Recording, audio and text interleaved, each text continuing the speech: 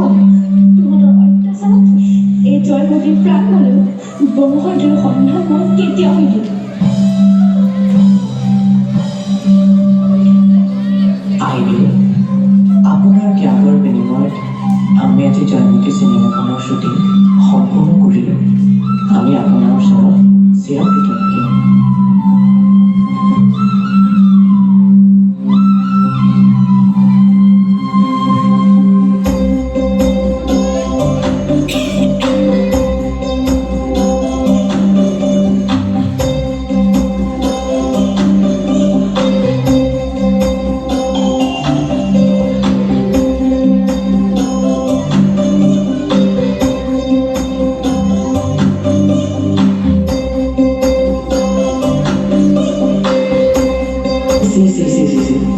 এগৰাকী ছোৱালীক হৈ পৰপুৰুষক বংশধৰ বুলি সম্বোধন কৰি চিনেমা কৰি দেখুৱাব আহিছ।